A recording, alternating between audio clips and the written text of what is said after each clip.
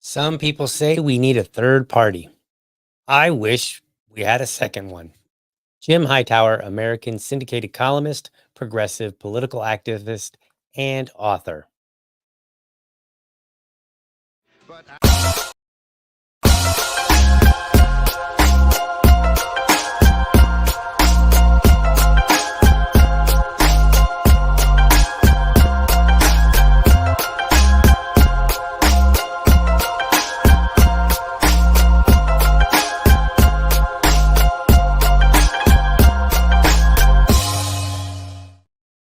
Good morning, and welcome to another episode of the Liberty Dad podcast, a discussion on politics and culture. If you're tuning in live, then I want to especially thank you for giving me your time so early. You know, we are in election season, and we're going to be hearing the same old arguments about voting for third party. Now, if you've never watched me or if you're relatively new to the show, then you may not know that I am a chair here in Jacksonville of the Duval County Libertarian Party, very active member in the party, and I'm a pretty staunch, party member, right? And so I believe in the ideas that the Libertarian Party espouses, and that's why I take such an active role in it. And every election, it's always the same, and it's especially when we get into the presidential elections. You know, people want to tell you that you're wasting your vote. They want to blame you because you caused their candidate to lose, or the other candidate to win. However they want to phrase it. They'll say things like, "Oh man, it's just you know." Like I've heard people say, "I like the Libertarian Party, but it's not the right time." Right? Like you just all these arguments, and it's exhausting, but it's the way it is, right? And we as libertarians need to be prepared to just every single time suck it up and have our answers ready. It's kind of like it's kind of like I'm going to take out my pad and I just want to be like, all right, which argument are you making today? All right, let me go to that one, and then I bring my counterpoint, right? Because I mean, if after all these years, maybe you guys could, who don't like third parties, maybe you could come up with something a little more fresh, something new, something I haven't heard of, right? But we're going to talk about that today. And the reason I want to talk about it is because I saw this interesting video by Clay Travis. You may know who Clay Travis and Buck Sexton are. They have a radio show, and I don't particularly. In fact, I'm gonna be honest. I didn't know who they were until I saw the video pop up on my Twitter feed. And so then I was like, "Oh, okay, who's this guy?" And I'm like, "Why is he criticizing libertarians?" So I was like, "All right, well, if you want to criticize libertarians, then you know what? Let me make a response to that." And so we're going to spend this episode talking about third-party critics. So, let's pull that up and let's see what he had to say and what we can go. I'm in Tennessee. I feel like I can vote third party whenever I want, and I don't impact the outcome of any race on a national level. That is, Trump is going to win Tennessee, my state. I'm going to vote for him.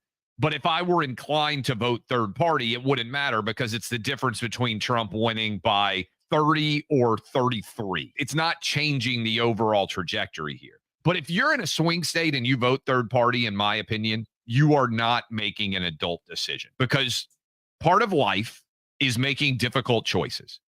And you may not like Joe Biden and you may not like Donald Trump, but if you're in a toss up state, in my opinion, you have to sack up and make a binary choice. And if you're a libertarian, I think 80% of them would prefer Trump over Biden. Not to say Trump's perfect. Certainly, he grew the size of the federal government, and I understand and get those emails all the time. But I think you are behaving in a childlike fashion if you are in a swing state and you vote third party. Okay. So I'm not sure what argument he's actually making there other than just to insult libertarians, just to say, hey, you guys are a bunch of children. It's not really an argument there. Like that's not an argument, right? Like there isn't one there, but we're going to address it anyway. And if you know what, let's walk through. It's only a 40-second clip. We can walk through it again, and we'll stop at a couple specific spots, and we'll address some of the comments that he's making. Now, again, he's not really making an argument. He's just like, okay, well, if you live in a swing state, it doesn't, you're being a child. But if you don't live in a swing state, well, it kind of doesn't matter because it's already made up for you. Oh, okay. Well, so I guess his argument is like, whether you live in a swing state or not, you shouldn't really, your vote doesn't matter. That's kind of what he's implying. But let's walk through and let's take a look. Let's see what we can find. All right, let's try it again. Oh, I'm in Tennessee. I feel like I can vote third party whenever I want. And okay, right there. So he's like, I'm in Tennessee. I can vote third party just whenever I want. I'll, like whatever. Like, if I'm feeling it today, I'm going to vote third party. No big deal. So he's already starting off with this notion that that the third party doesn't matter, has no influence whatsoever. And that's not really true because, have you ever listened to politicians? You ever notice that they'll occasionally be like, yeah, I'm kind of libertarian, right? They'll use the word occasionally when they want to try to get our votes. And they know that our vote matters because it's not like there's only one of us, right? There's enough of us that it could cause problems for you.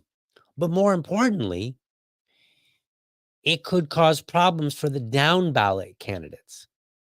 So even though, during a presidential election, even though the third party is like pretty much guaranteed not to win, that doesn't say a whole lot about the down ballot candidates. They may not win. And again, it may not be that the Libertarian Party wins in all the down ballot races, but we could negatively affect it for that particular party. So if you're in a state that's heavy Republican and like pretty much the presidential election is going to go to the Republicans, right? The presidential election, that still doesn't guarantee a win all the way down the ballot necessarily. It could, and in some ways it probably will, because a lot of voters do kind of vote party ticket, like it's straight down the line, right? That does happen.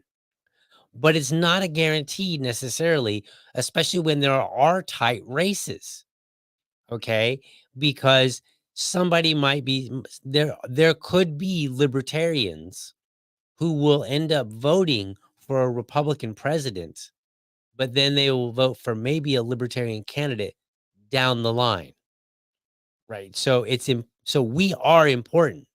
All right, let's continue. So he's starting off, he's kind of like, I'll vote for whatever, like it's no big deal. Like, if I'm feeling it, if I'm kind of bored today, I could vote for a libertarian and no biggie. And then I get to say that I voted for a libertarian, right? Like it's kind of like this, if whatever. and I don't impact the outcome of any race on a national level. Right. So this argument really only works explicitly on the national level. But again, you have down ballot considerations. And if you exclude those, then you could cause some losses down the ballot. Like if you don't think about the Libertarian Party and the Libertarian candidates. So it is important. All right, let's continue. That is, Trump is going to win Tennessee, my state. I'm going to vote for him. But if I were inclined to vote third party, it wouldn't matter because it's the difference between Trump winning by 30 or 33. It's okay. So he's making it sound like 3 percentage points, no big deal. Now, in the case of a landslide win, he would be correct again in that particular race. Okay. But I want you to just keep the 3 percentage points, in mind, because he's kind of diminishing this idea like 3 percentage points doesn't matter. And again, he's correct in a landslide, but we're gonna take a look at that in just a minute. not changing the overall trajectory here. But if you're in a swing state and you vote third, Okay, so now he's jumping to the swing state. So he's like, look, he starts off with talking about Tennessee, which he's like, look, it's guaranteed for Trump. It's no big deal. It's a Republican, it's a Republican state, so we're good to go. We'll look at some information in just a moment on that. But now he switched to swing state, so it's almost like, okay, if you're in a swing state, or if you're not in a swing state, and he's like making this weird argument ish that you shouldn't vote libertarian basically anywhere. party, in my opinion, you are not making an adult decision because Okay. Okay, so I don't know what he goes on to kind of describe, and we'll listen to it, but this is where the insult starts. Now, let me ask you, why would you bother even talking about this if our vote doesn't matter? Right? Like, you don't need to. Like, it doesn't matter, right? Why even mention it? You can just totally ignore us altogether. And you don't even have to bring it up. You don't even have to like, you know what?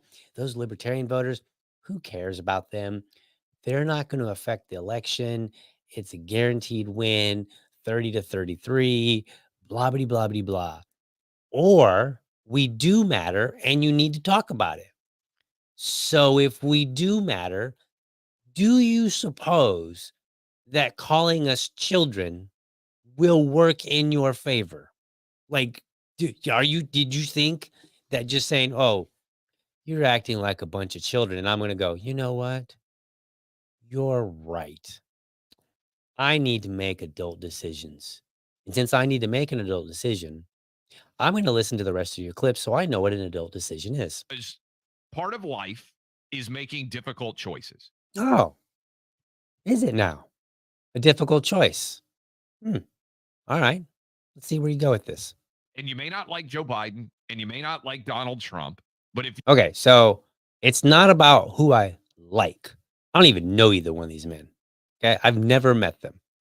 It's not. It's not a matter of what I like. I'm not voting for who I like. I vote for who represents me, who I believe shares my values politically. That's who I'm voting for. you're in a toss-up state, in my opinion, you have to sack up and make a binary choice. Do I? Like, why? Why do I have to make a binary choice? Think about this for a second, folks. Nowhere else does somebody break it down and say, you got to make a binary choice. That's the adult decision, right? So let's think about this. If you're out on the dating scene, do you have a binary? Is anybody boxing you into a binary choice? Like, you got to choose this woman or this woman. Like, that's it. Those are your options. Or if you're a woman and you're looking for a man, you got to choose this guy or you got to choose this guy. That's it. You need to sack up. You sack up and you pick one of these two. Nobody says that, right? Not on the dating scene. What about, I don't have it pulled up, but there was a meme that went around a while back and it was like, hey, when you become a dad, you're basically put into one of these 4 groups.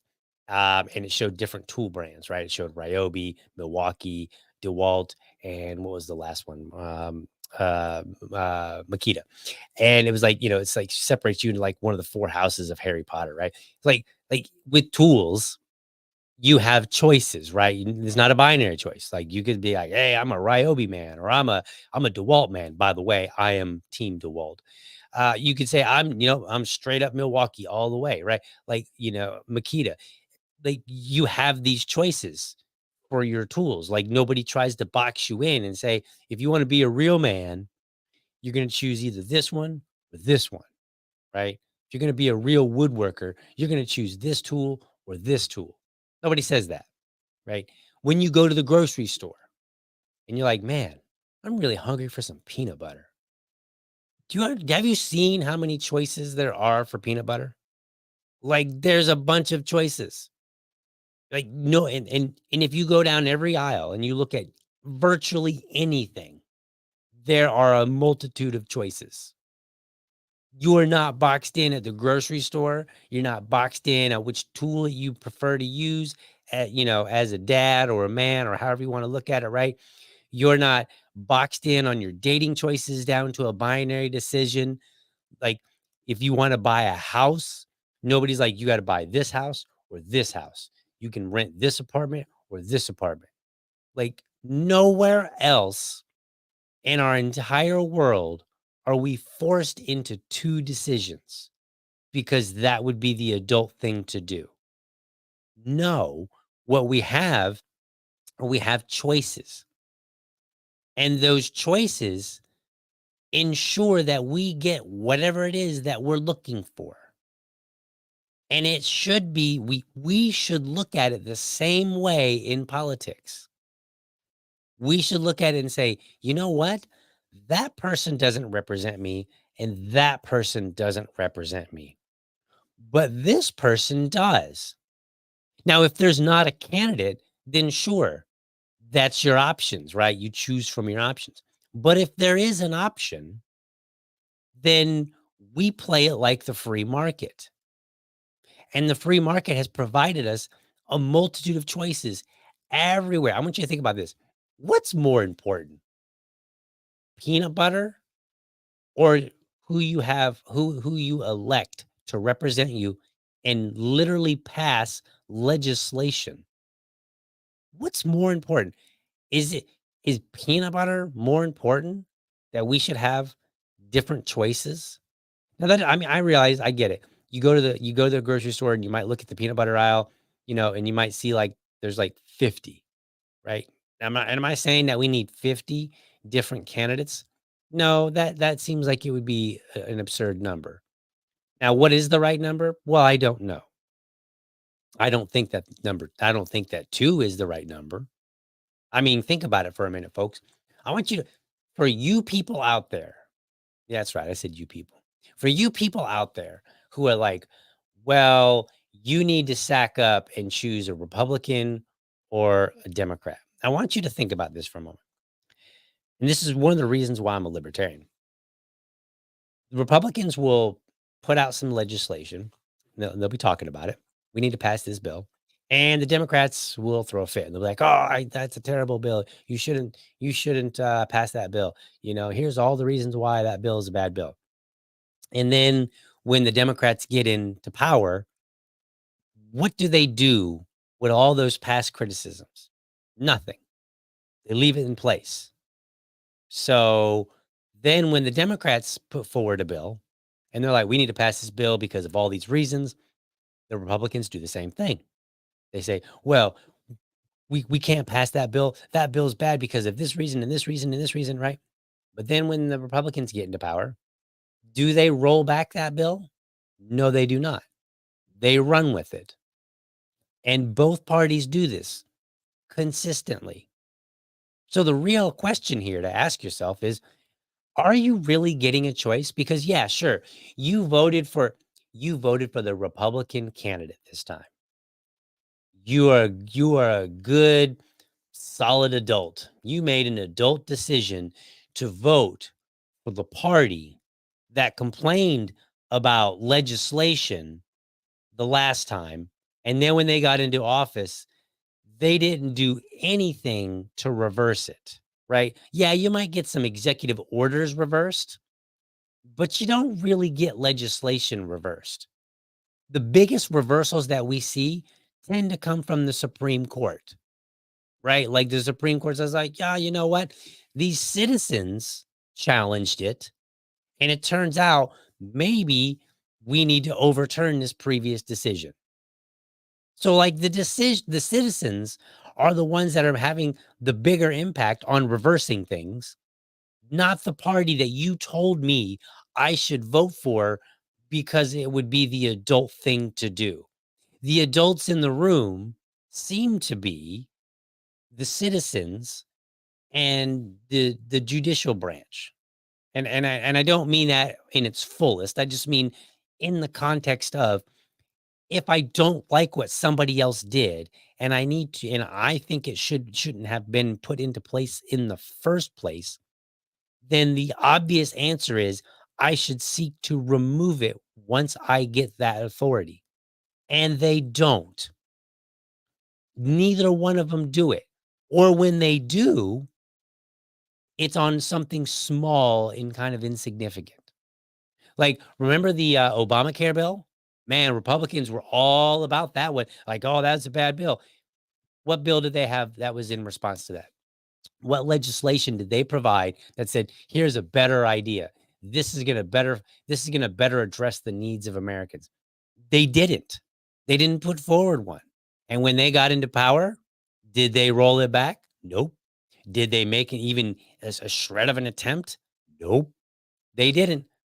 But this man here is telling me that the adult thing to do, if I was in a swing state in the 2016 election, would have been to vote for, say, a Republican, right? That would have been the adult thing to do. But did I get an adult response after that from the things prior?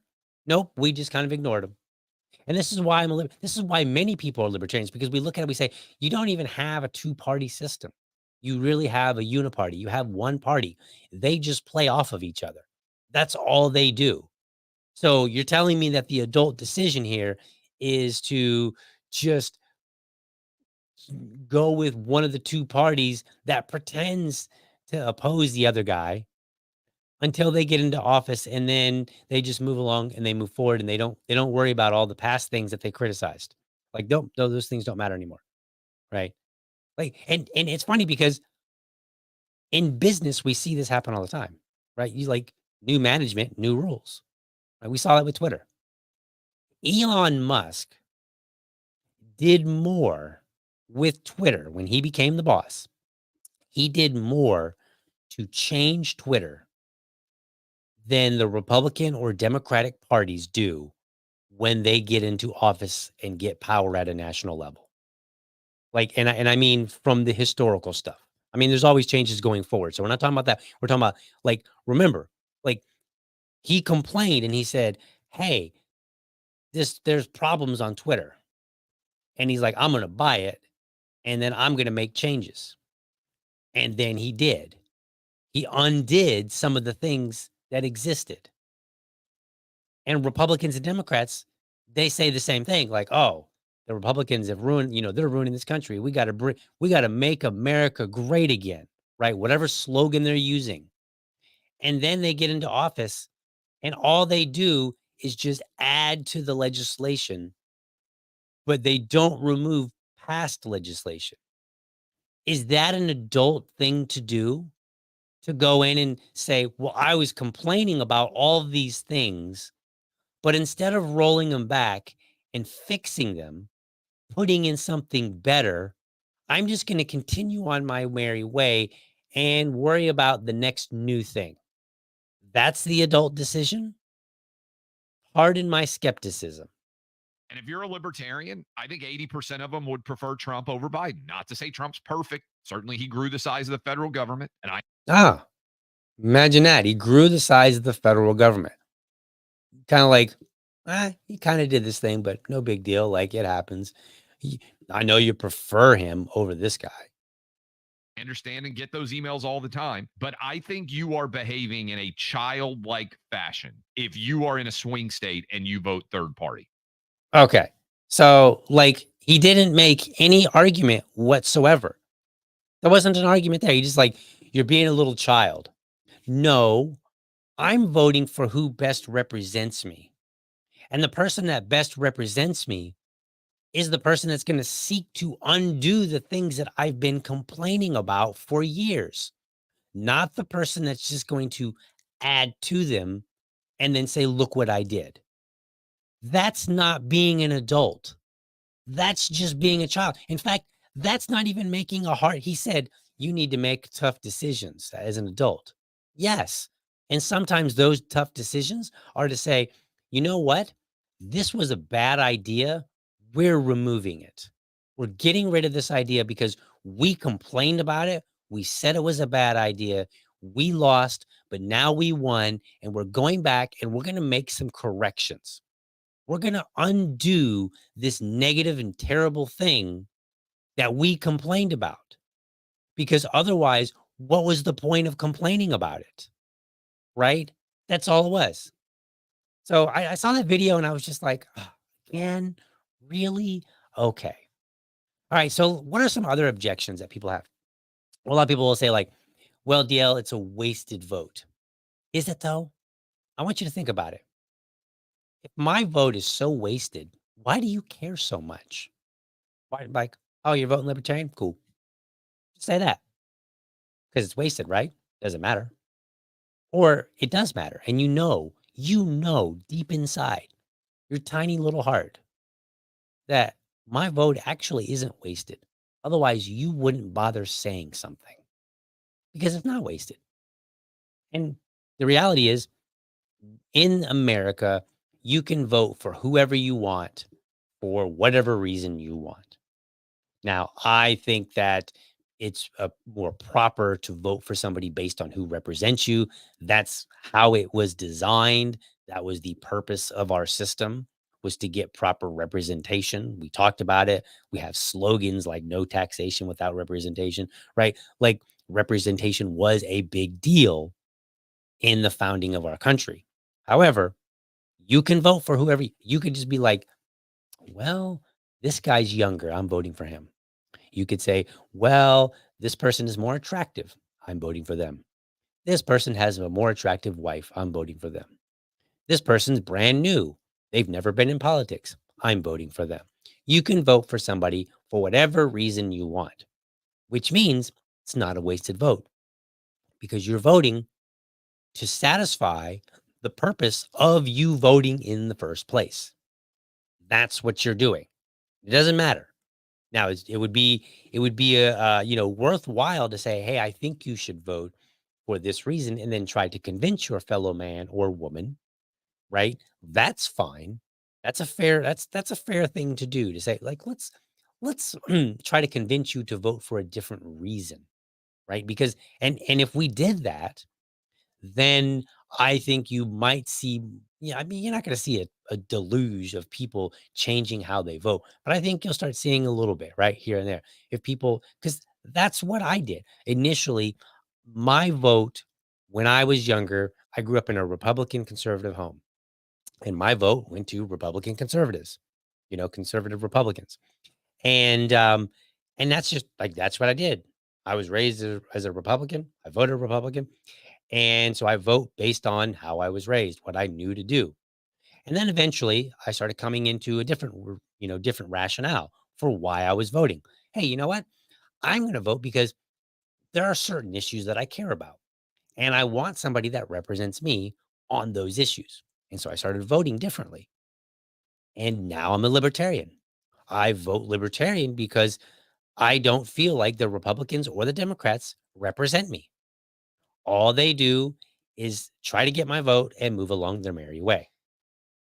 And so I switched. I was a Republican. Then I actually switched to no party affiliation for a while. And then I finally switched over to the Libertarian Party, where I have been for, let's see, probably about 7 years now. So I've been a libertarian, like a registered libertarian, for about 7 years. And I don't know how long I was actually no party affiliation. Probably probably 3 or 4. I don't remember exactly. And then the last few years of my Republican time, I was just kind of like there. I was kind of present. I would kind of vote whatever. Yeah, it is what it is. So, But I think that's the better argument that we should have is rather than talk about a wasted vote, talk about the reason why you vote, because I think that's more meaningful of a conversation. Another complaint that people have, they say, well, it's just not the right time. Oh, when would that be? When is the right time to vote for a third party, for somebody other than the big two? When is that time? And when has that time ever happened? In fact, the next time somebody asks you that, you should ask them and say, when in your lifetime was the right time to vote for a third party? And I'm willing to bet they don't have an answer because all they're doing is this is the equivalent of a buzzword, right? People like to use buzzwords to kind of like sound like they're part of the conversation. This is like a buzz phrase. Like it's just not the right time. But I don't think people have put any thought to it. So push back and say, okay, fine. In your adult time, however long you've been an adult, whether if you're 40 and you've been an adult for basically the last 20 years, or if you're 30 and it's been the last basically 10 years, roughly, like in your last 10, 20, whatever years, when was the right time to vote for a third party? When would that have been? Right. And just push back on that because the reality is, I think it's as lazy as when people say this is the most important election of our lifetime. And it's funny, you can like go back and you can look through history and you can find practically like I think it's like every presidential election for the last like I don't know 10 of them at least. It's the most important election of our lifetime. It's the most important of election. Like okay, tired of hearing that. Like this is just as important as it was the last time, as the last time, as the last time, as the last time. Like America is still here, right? Like stop being absurd. Let's have a real conversation about this. I get it. You're a Republican or you're a Democrat. I'm a libertarian. We're at odds. But at least let's try to have a meaningful conversation that doesn't include buzz phrases. Let's stop being intellectually lazy. And let's just say, like, just be honest. If you're a Democrat through and through, then just say it. Just be like, look, I'm a Democrat. I vote blue no matter who, right? I'm a Republican. I vote red until I'm dead, right? I don't know if that's really a phrase, but whatever. So like to me, this is we need to start having a more meaningful conversation. And we can start by saying, like, hey, why are you voting? Because it's not a wasted vote. Right? Like there's like you're not wait doesn't matter what reason you're voting for. I may disagree with it. It's not a wasted vote. Um, it is always the right time to vote for who you want to vote for based on whatever rationale you are using. It's always the right time. Now, again, that doesn't mean that I agree with you. Like I like even if you say like, well, DL, the reason that I'm voting is because I vote for whoever I think is the most attractive. Okay, cool. Now that's not I wouldn't do that. But you might say, and I think the most attractive person is the Republican. And then I might look at you and go, well, honestly, I think the Democrat's actually more attractive, right? But at least we can have a more meaningful conversation, right? And same thing with the it's not the right time, right? It's always the right time. We just need to figure out why you're voting that way. All right. So another argument that people will make, they'll say, well, you caused the Republicans or the Democrats to win. How do you feel about that? I mean, how do you think I feel? I I'm voting third party. I'm voting as a libertarian. I didn't want either one of them to win. So let me throw a little wrench into that because people like to, blame it like it's your fault. Okay, first of all, it's not my fault that your candidate couldn't convince me. That's not my fault, right? Like again, going back to my peanut butter analogy, it wouldn't be my fault that Jiffy couldn't convince me over I'm gonna mess this up over Peter Pan. I'm trying to think of the peanut butter brands, right? It's not my fault that one brand was able to get my dollars and the other brand was not. And nobody would make that argument. It would be absurd. Nobody would be like, DL, it's your fault you bought a Ford instead of a Chevy. Like, or I think I said that a little bit awkwardly, but like nobody would make that argument in the free market, right? Nobody would blame me for I guess the best way to make that analogy would be say like if I bought a Ford and Chevy started losing money, nobody would be like, DL, it's all your fault. Because they would understand, like, I bought this because I feel like this is the better car. Right. Like, people don't make these same arguments in the free market. And again, I think the free market is a good way to look at things, even politically, right? And because the free market provides us choice. Politics currently does not provide us choice. So, going back to this, it's your fault that the Republican won or that the Democrat won. Okay, but understand, I didn't want either one of them to win. So, if I caused one of them to fail, I made it halfway to my goal, because my goal was for both of them to lose. And if I cause one of them to lose and you're blaming me for that, well, all you're really doing is reinforcing that my vote matters, right? Because that's what happened. I made my vote matter. Oh, you wanted the Republican to win, but the Democrat won, and you're blaming me. Well, thank you for telling me that my vote matters. Let's take a look at some charts here. I got some interesting charts I want to show you that I think are relevant. Let's see. What do we got here? Let's see here. I was doing a little bit of research here. So let me pull this up on the screen so we can see them. All right. So so this is interesting. This is a series of charts and we'll go through them. So when that gentleman, what was it? Travis, what was his name? Clay Travis. When Clay Travis was talking about swing states, here's something I wonder if you knew. Swing states tend to be a little different from election to election. So this is the 2020. Now these are these charts are the swing states that won by a margin of 3 points. So he was talking. So this is actually I'll get to the point that I was just talking about in a moment. I grabbed the wrong graph. But these are the swing states that won by 3 points in 2020. Right, because he was talking about, like, he was like, "Oh, 30 to 33," and in the case of a landslide, correct, it really doesn't matter. Like, if your candidate won, 70% of the vote, then it doesn't matter whether they win 70% or, like, 73%, or whether they win by 67%. So, like, 3 points kinda doesn't matter, but it kinda does because it still tells you, like, it still sends you a signal, but it doesn't matter as much. So here are the swing states that won by 3 points or less in 2020. And then here are the swing states that won in 2016 by 3 points or less. And then in 2012, and then in 2008, 2004, 2000, 1996, 1992. This is as far as I go back. Right? It doesn't go anywhere. Yeah. Oh, no, it goes back one more. So 1988. Right. So the 3 points can matter. That can be a big deal. Good morning, producer. How are you? He's doing well. All right. So 3 points can matter. So let's not trivialize 3 points. Now, in the context of a landslide, correct. It's not really a big deal. Other than it does kind of send a signal. It says, hey, 3 points, 3% of the people did not, like that tells you a little bit about the voters. So it's still information. I mean, there are political analysts that will, come up with all kind of, books. They'll write books about it. They'll write articles about it.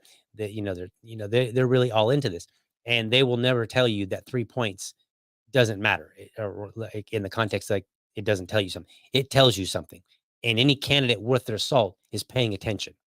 What's that saying? Candidates, any politician is great at counting two things: money and votes, right? And so they know that 3 points can matter, because it tells you something. It may not matter in the context of, will I get elected, if they're already winning in a landslide, but it still tells them something, and it tells the party something. It lets them know what they need to work on and address. All right. So let's see at a here the swing. Yeah, this is the one I was actually going to try to show you a moment ago. So let's take a look at this one. So here are the swing states from presidential elections. And so as you can see, and I'm going to pull it up a little bit larger on my screen here so I can see it. So as you see, there were five. These were states that swung, that switched parties from the prior presidential election. So there were five states that swung from 2016 to 2020, six from 2012 to 2016, two from 2008 to 2012, and and going on down the line. And we can see that 1992, which is considered by these political junkies, the ones that really dig into this information, they consider that like a marker year, right? Because you had 22 states that swung from their prior party in 1988 to 1992. So when we talk about this idea of like, well, if you're in a swing state, you need to buck up and be an adult.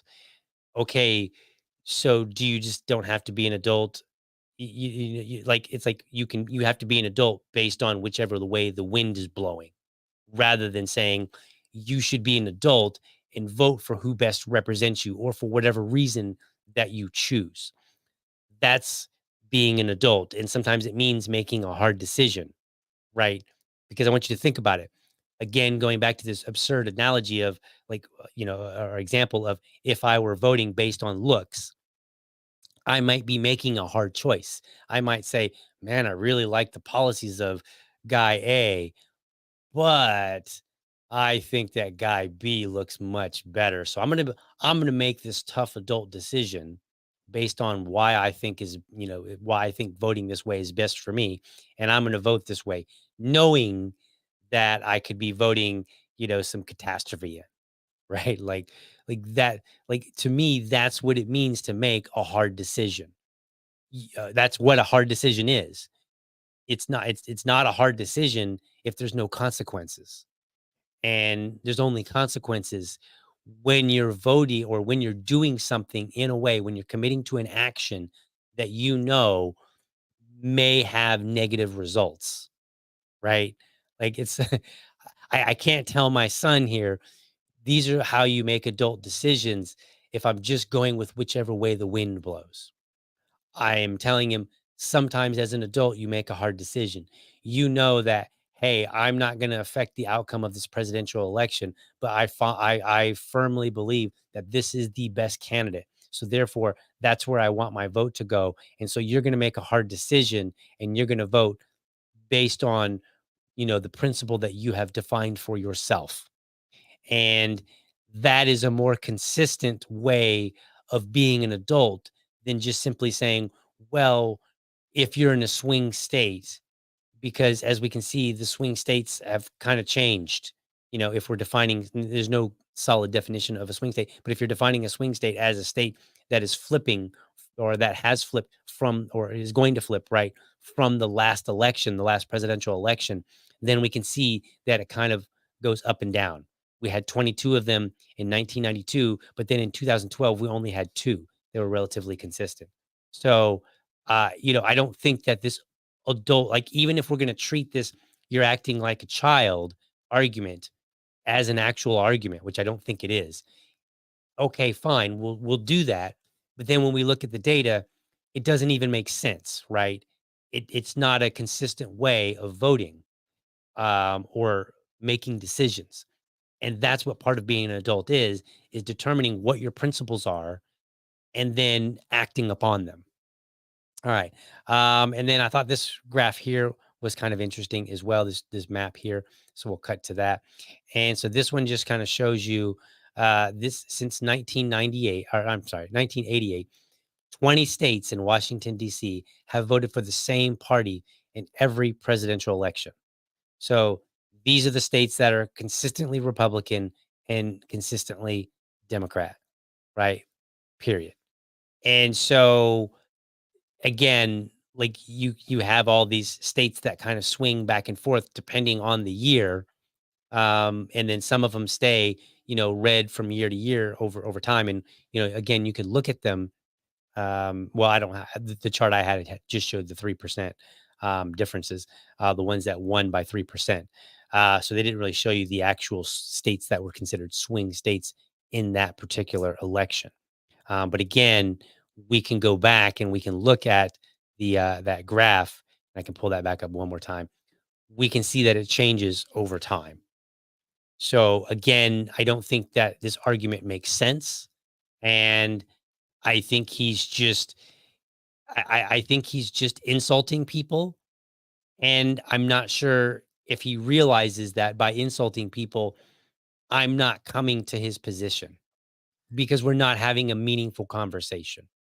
You want to convince me that I should vote for a Republican or a Democrat.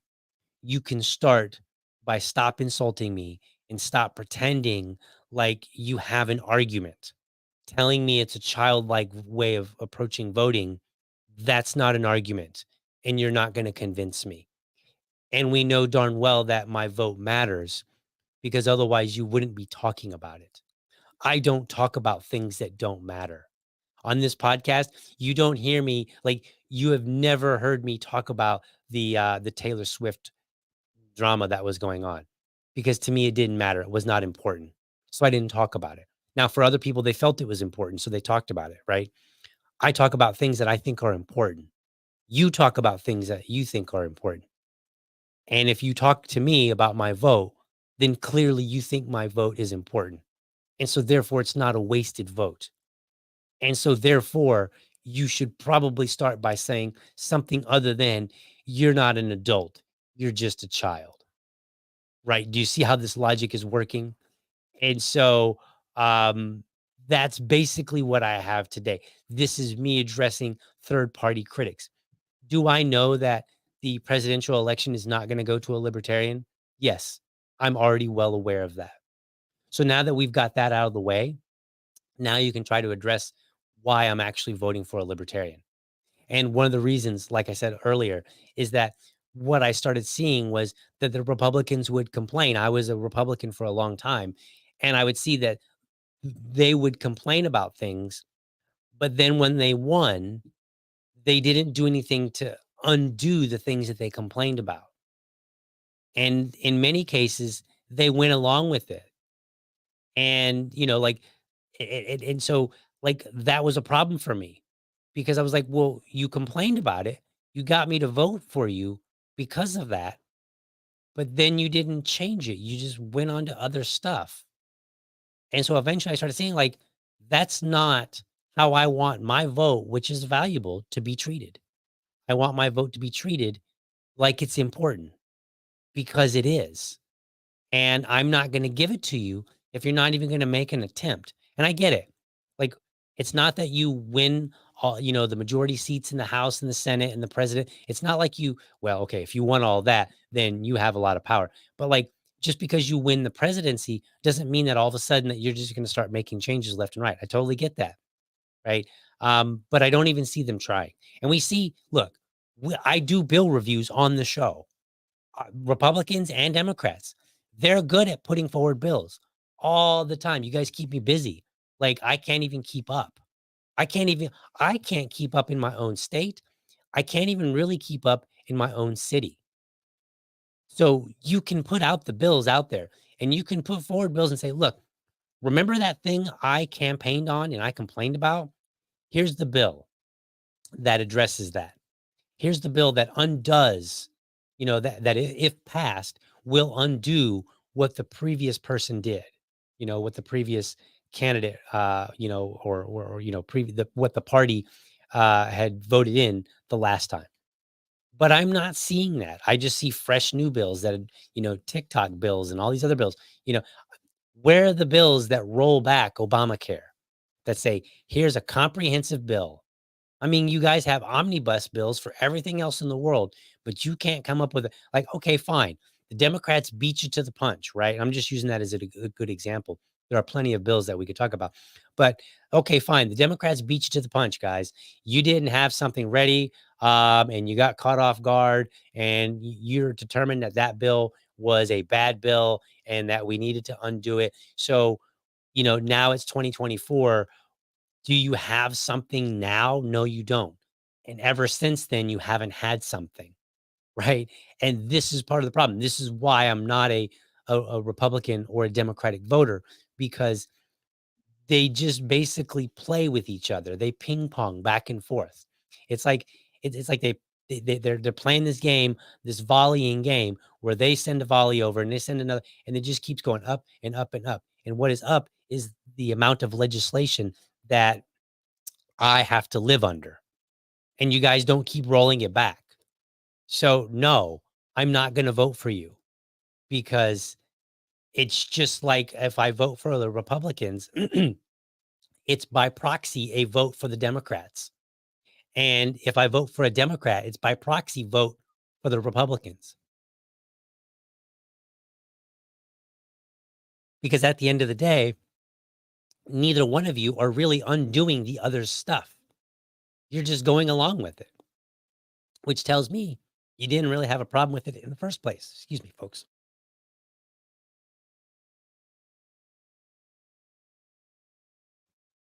Apologies for that.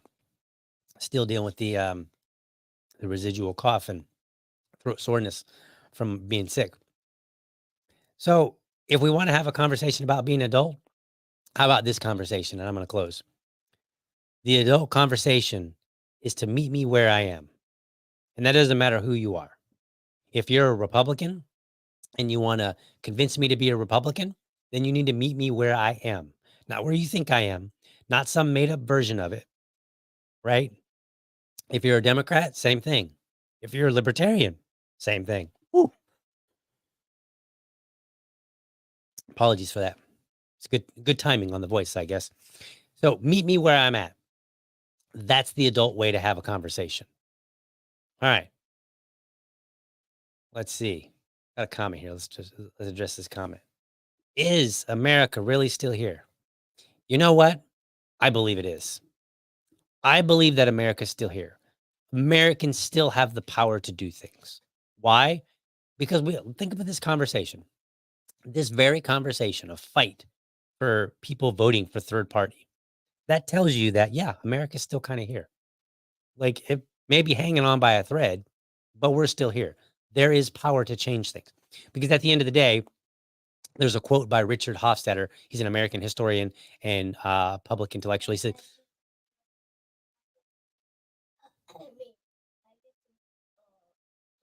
yes, yes, yes. All right. So Richard Hofstadter, he's an American historian and public intellectual. He says, he has this quote that says, third parties are like bees. Once they have stung, they die. Right now, it's kind of a way of saying like you don't matter. But who likes to get stung by a bee? Nobody. Nobody's like, man, I can't wait to get, nobody wakes up. Nobody wakes up in the morning and says, you know what? I'm going to go out and I'm just going to get stung by a bee. Except for maybe some of those weirdo YouTuber guys that are like, you know what? I got stung by 17 different things. And here's a video of all of me have, beyond that, the typical person doesn't go out and say, I like to get stung by a bee. We avoid it. A bee flies in our face and you either swat it, right? If you're a little bit more on the braver side, or you just kind of, move around. Or if you're, one of those people, you run, you just take off and run. You're like, bee, right? But nobody really wants to be stung by a bee. And so I think that third parties, yeah, while the phrase is insulting, there's still this element of we hold some level of power, even if it's very tiny, because nobody wants to get stung by a bee and nobody wants to lose and look at the numbers and say, man, that third party cost me the election, right? Nobody wants to see that the 3% that the Libertarian Party got, the Libertarian candidate got, was could have covered the gap between their loss with the other candidate. Nobody wants that. And in some ways, third parties still influence, because the two parties tend to talk about things, or at least talk about them in ways that don't matter. They talk about things that don't matter, or they talk about things that do matter in ways that don't matter, right? So third parties are that voice out there that can kind of force the conversation. It's the Overton window, if you're familiar with it, right? We can kind of shift what's being talked about.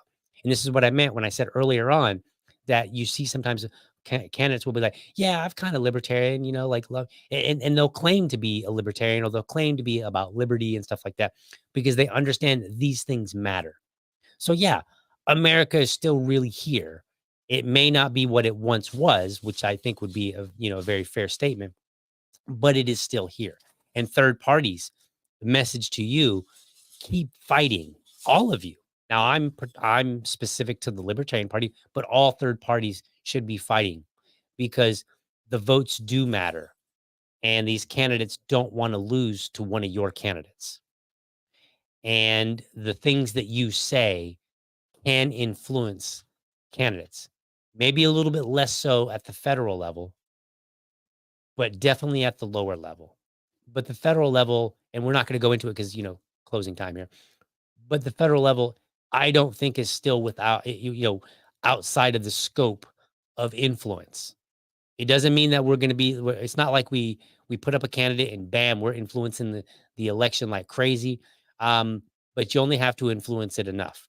We only got to influence even just one topic to be talked about because that one topic could become a sticking point. Right? Like the third parties, like the Libertarian Party right now. We're very anti-war. Well, what's going on? You got the war in Ukraine, you got the war in Gaza, right? I mean, maybe they're not official wars, but the one in Ukraine is definitely an official war. But you might just call them conflicts if you want, right? But you have these conflicts that are going on in the world, and we're very anti-war. We're like, look, if you weren't attacked, you shouldn't be attacking people, and you shouldn't be killing people in droves that are innocent civilians, right? So this is the part of the conversation that we can add to and force other candidates to address these issues when they might otherwise not want to. So yes, America's still here. Third parties matter. Your vote is not a wasted vote. If it was, people wouldn't bother talking about it.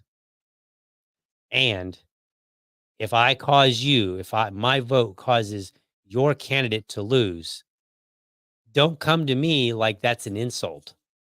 The only thing that's an insult is that I couldn't get the other candidate to lose as well. But what it does tell me is that I beat your candidate. All right. Let's end this show. Thank you for watching. I hope you found it informative and inspiring. Be sure to catch me Monday through Friday, 7 a.m. for an informed discussion on politics and culture. Make sure that you are subscribed to my YouTube channel, or if you prefer my Rumble channel, you can go to youtube.libertydad.com. You can also go to rumble.libertydad.com. While you're there, leave me a comment. I read them. I check them out. I enjoy reading them. Let me know how I'm doing. And lastly, if you're a champion of liberty, then your business is people and your product is liberty. I want you to have a great weekend. Catch you next time. But now,